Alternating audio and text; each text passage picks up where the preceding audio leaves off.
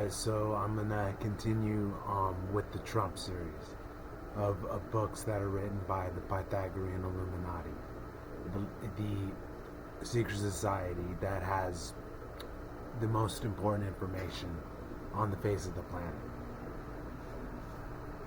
So these books, they wrote a few books about Trump, the Trump Memorandum, which I was covering, which, basically the first part of it that I covered yesterday was talking about, explaining the woke philosophy and how that is definitely a force that's against Trump and liberals and Democrats, a force against Trump, the deep state, a force against Trump, and how the Trump Memorandum is basically the deep state memorandum to each other saying get rid of Trump at any cost, because he was bringing a change in the old world order into something new. So what I'm doing is I'm going to the next book called Donald Trump, the American Caesar. And obviously this is showing the parallels between Donald Trump and Caesar, and the parallels between Rome and the modern day. The Pythagorean Illuminati go through a lot of they go through a lot of explaining about Rome and like how it was in Rome, and like the Senate and the people and the gladiator games and the optimates and populars and the patricians and the plebeians, and just how things were set up, and how that is the same thing that's going on like today. And like Donald Trump is the new and even his Caesar was killed by the elite, the rich people that didn't want him in power because he was tribune of the people. So what the Illuminati are doing is they're explaining everything that's happening. They're explaining everything that's happening so you can have an understanding, a deeper knowledge of what's going on.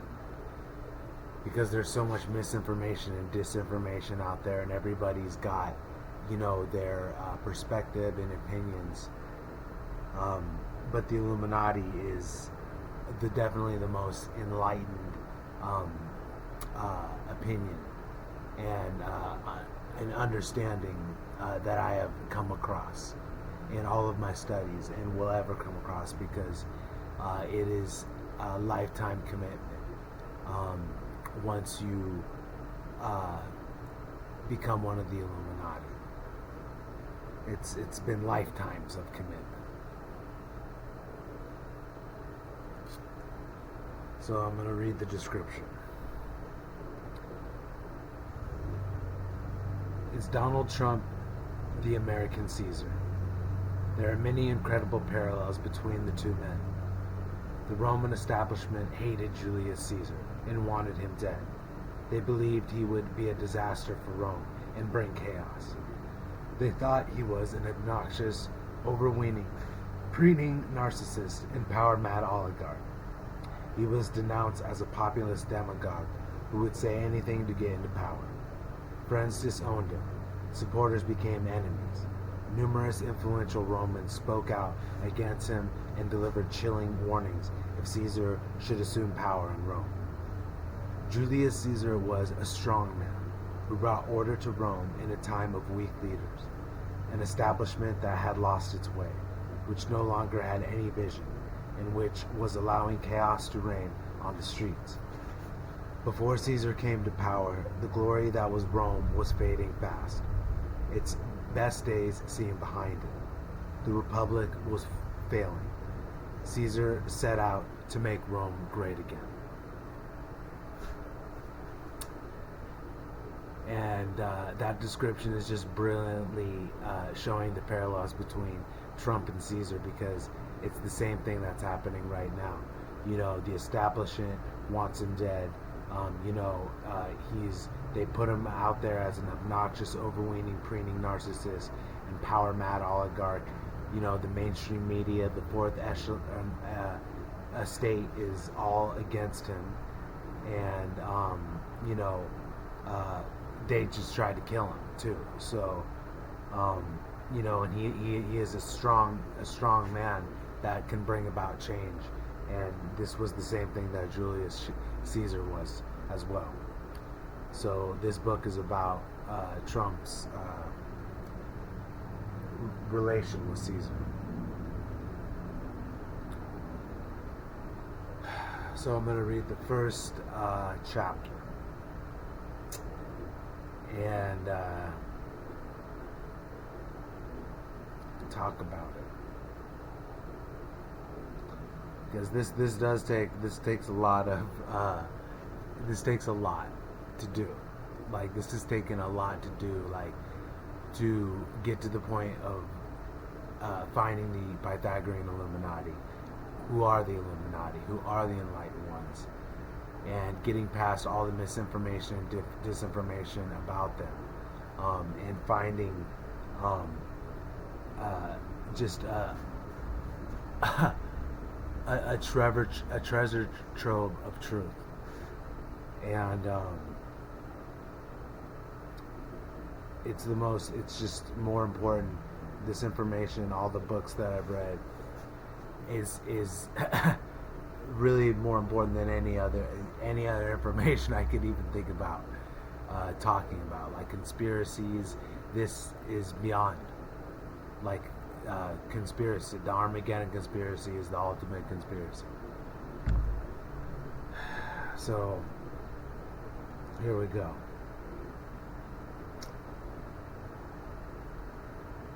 The Roman establishment hated Julius Caesar and wanted him dead. They were prepared to do anything to stop him. They believed he would be a disaster for Rome and bring chaos. They thought he was an obnoxious, overweening, preening, narcissistic, and power-mad oligarch. Okay, I just read that. Hold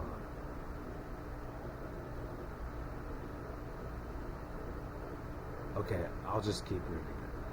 He was denounced as a populist demagogue who would say anything to get into power. They declared him a lethal threat to the Republic. Friends disowned him. Supporters became enemies. Numerous influential Romans spoke out against him and delivered chilling warnings if Caesar should assume power in Rome. Are you experiencing deja vu? All this applies to Donald Trump in modern America as he campaigns to become president.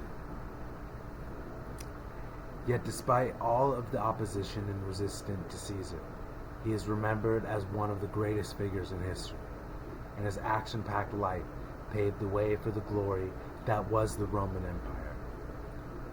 The Romans conquered Britain, and the British in due course furnished the colonists to America, who provided the roots of the Americans of today, thus tracing a direct line from Rome to America, from Caesar to Trump. Rome, prior to coming to power of Julius Caesar, was in chaos. The institutions of the Republic were falling apart. Violence was endemic. Different factions viciously fought for power. Effective leadership was entirely absent. Decision-making was paralyzed. The splendor of Rome was in severe danger of evaporating. Caesar knew he had to act fast to save Rome from the corrupt, inept establishment ruling it, or to be more accurately, misruling it. Famously, Caesar said, "The die is cast," as he crossed the river Rubicon to begin his campaign against the Roman establishment. This is just the sort of bold soundbite that comes naturally to Donald Trump. Caesar was a master propagandist who could make a real connection to the people, and so is Trump. Caesar wrote his own books glorifying his own efforts, and so does Trump. Caesar had no false modesty, and nor does Trump.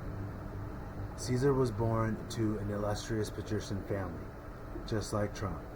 He was raised in a privilege and a great expectation, just like Trump. He was an extreme risk taker and loved the limelight, just like Trump. He was an extravagant and ostentatious spender, just like Trump. He loved breathtaking spectacle, just like Trump. He gave the people bread in circuses, just like Trump. He put on amazing entertainments for the benefit of the people, just like Trump. He was married 3 times, just like Trump. Caesar had an affair with the ancient world's most famous and glamorous woman, Cleopatra, the original prototype of a Trump babe. Caesar liked exotic foreign women, just like Trump. Caesar was a fantastic builder of walls. In his campaign against the Vercingetorix and his savage army of Gauls, Caesar trapped his enemy in the town of Alesia. He built one wall around the town to prevent the Gauls from escaping. He then built an even bigger second wall as a defense against the vast relief army of Vercingetorix, summoned to attack the Romans in the rear. In other words, he built not just one wall to keep out undesirables, but 2. Caesar would certainly have admired Trump's monumental plan to build a wall on the Mexican border to keep out the unwelcome. This is exactly the sort of breathtaking, ambitious project Caesar himself would have undertaken. It shows decisive leadership and solves a problem once and for all. It decisively projects American power and will. In Caesar's time, the Senate and their puppets could no longer control Rome. Bloody riots were commonplace. A strong man was required to restore law and order. In today's America, suffering from similar chaos and social disorder, a Caesar is equally required, and Trump has proved himself such a man. Trump is a strong man surrounded by weak, pathetic liberals, determined to bring him down. They don't understand him, and they never will. Liberals can never relate to strength and audacity.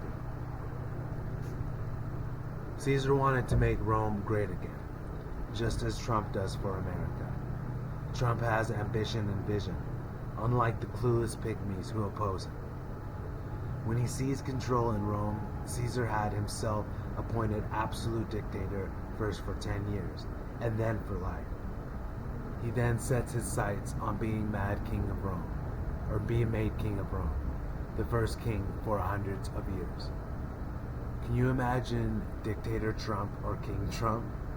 This man, like Caesar, does not lack for ambition. Only 2 months of the year are named after people. July after Julius Caesar, the final great ruler of the Roman Republic, and August after his heir, Augustus Caesar, the first great ruler of the Roman Empire. What about naming a month after Trump? How about replacing September, a rather nondescript and misleading name, with Trump? September, the 9th month in the modern calendar, relates to the 7th month of the old Roman calendar, which started in March rather than January. October 8th and November 9th and December 10th are also wrongly named. Should they be renamed after Trump's 3 wives? Caesar was given entire control of Rome's treasury. Shouldn't Donald Trump be given the keys to all of America's banks? Actually, fucking yeah. He could then make a real difference to the American economy and get America working again. Donald is the supreme capitalist, so shouldn't he be given all of America's capital? He can then invest in America and make it great again, just as the great 19th century industrialists did. Pompey, an enemy of Caesar, said, "More worship the rising than the setting sun." Trump is the rising sun. His opponent, Hillary Clinton, the setting sun. This was written, obviously, before when Hillary Clinton was going against Hillary. She is the face of the old, but it still relates to what's going on right now, because they're still fighting against the old world order. She is the face of the old, failed ways. She and her liberal kind have brought America to its current sorry state of crisis. It would be an act of insanity to put Clinton in the White House. The Romans didn't allow weird religious fanatics to infiltrate and corrupt Rome. In Caesar's day, it wasn't the Muslims who were perceived as radicalist maniacs. Islam's birth still lay far in the future, but the Jews. Over 2 centuries, the Romans battled constantly with the Jews, coming to regard with the whole Jewish state as a nest of brainwashed, apocalyptic terrorists, much as the Islamic State is now perceived. Eventually, the Romans obliterated the Jews, temple, and leveled the land it stood on, destroyed the leading towns and cities of the Jews, enslaved many thousands of them, and expelled the rest from the province. The Jews didn't return until the 20th century, and are once again the focus of endless trouble. History has such a bad habit of repeating itself. When it came to troublemakers, the Romans had a zero-tolerance policy. No messing, no liberal hand-wringing, no multicultural nonsense, no bending over backwards to accommodate the self-evident enemies of the values and cultures of Rome. Donald Trump understands the Roman mentality.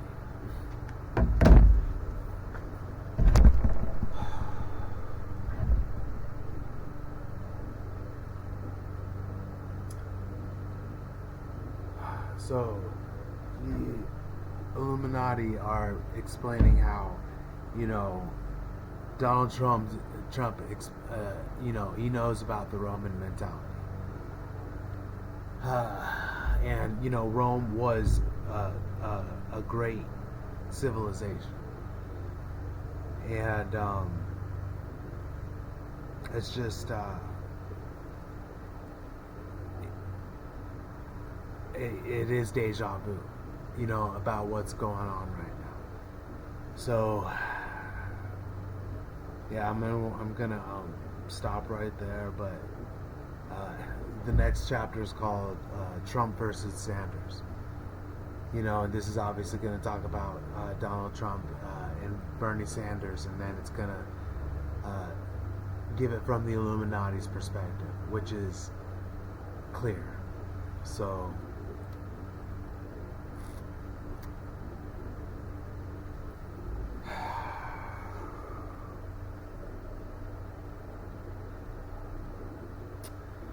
really understanding what's going on right now is the most important thing. And politically, it is just like the time of Rome. And Trump is like the new Caesar. And if Caesar was in power, Rome would have remained a Roman republic. It would have been a Roman republic. So, and it would have not been an empire, and it would have been great. So that's what's on the line right now.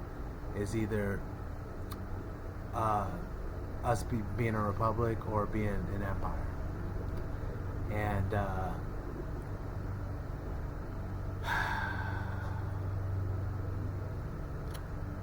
that is definitely what's on the and the government must uplift the people.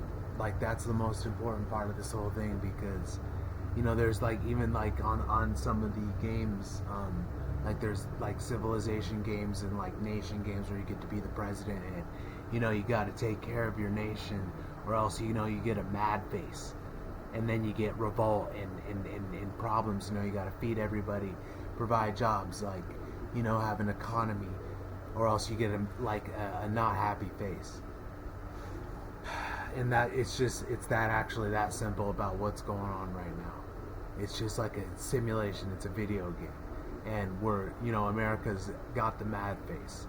That's what the people are. So we need to turn that green, and there does need to be a revolution in order for that to be green, or else the face will continue to be red, and we don't want the red face anymore.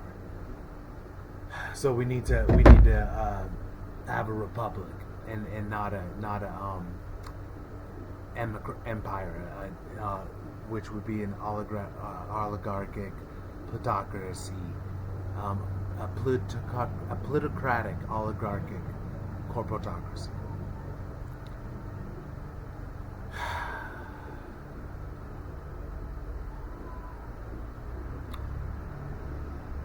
But the people have to wake up, and Trump is actually a pivotal part in bringing about a meritocratic republic. So, it is inevitably going to happen because through what the Illuminati explain as the dialectical evolution of the universe. You know, this is what they've been trying to hold back, and they can't hold it back forever. So that's good to know. All right. Until next time.